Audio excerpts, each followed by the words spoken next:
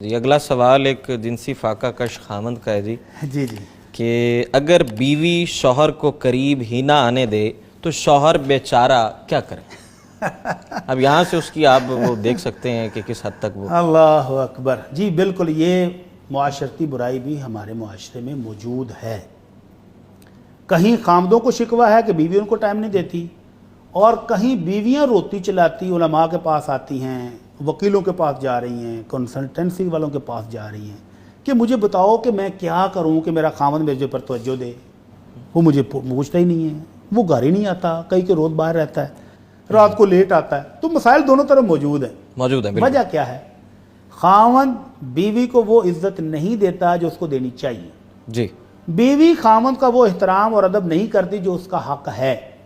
جی اور اللہ رب العزت نے یہ جو میاں بیوی بنائے، یہ جو جوڑا بنایا، یہ جو گھر بنایا، مقصد کیا بتایا ہے؟ فروا من آیاتہ ان خلق لکم من انفسکم ازواجا لتسکنوا الیہا وجعل بینکم مودۃ ورحمہ.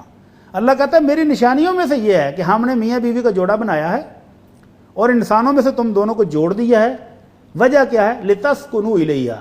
خامد گھر میں پہنچے تو اس کو ذہنی سکون میسر آ سکے. اور اللہ کے نبی صلی اللہ علیہ وسلم نے فرمایا تھا خیر النساء، بہترین خاتون وہ ہے، بہترین کہا ہے عام نہیں، بہترین خاتون وہ ہے کہ خامد کی نظر پڑے تو وہ خوش ہو جائے، خامد حکم دے تو وہ فوراً تعمیل کرے، اور وہ خامد کی غیر موجودگی میں اس کی عزت اور اس کے گھر کی بچوں کی حفاظت کرے.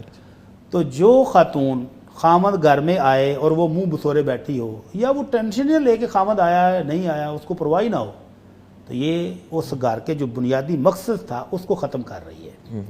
تو ان دونوں کے اکٹھے رہنے کا مقصد کیا ہے؟ وہ فوت ہو رہا ہے. اگر وہ محبت اور رحمت پیدا نہیں ہو سکی، اور اگر دونوں کو اکٹھے رہنے کے باوجود سکون نہیں مل رہا بلکہ اذیت محسوس کر رہے ہیں، تو اس کا مطلب یہ ناکام شادی ہے.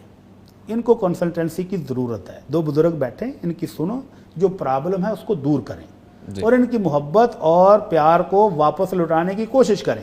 لیکن بالفرض اگر یہ نہیں ہو پاتا، ضروری نہیں ہے کہ مسئلہ بیوی میں ہی ہو، خامد میں بھی ہو سکتا ہے کہ خامد اپنی ضرورت کا اظہار تو کرتا ہے لیکن بیوی کو جو عزت دینی چاہیے، جو اس کو خرچ دینا چاہیے، جو اس کو وقت دینا چاہیے، وہ نہیں دیتا. وقت بڑی ایک عام، وقت آج سب سے قیمتی چیز ہے کہ خامد صرف اپنی ضرورت کے وقت گھر آتا ہے اور اس کے علاوہ اس کو کچھ ہوش نہیں ہے اس کی بیوی کہاں ہے، بچے کہاں ہیں، گھر کیسے چل رہا ہے، اس کو کوئی پرواہ نہیں.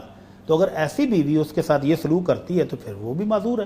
لیکن اگر کوئی عذر نہیں ہے تو پھر اس بیوی کو پوچھا جانا چاہیے کہ آپ شادی کا مقصد ختم کر رہی ہو، اس گھر میں اکٹھے رہنے کا جو مقصد تھا وہ فوت ہو رہا ہے، تمہیں کیا پرابلم ہے؟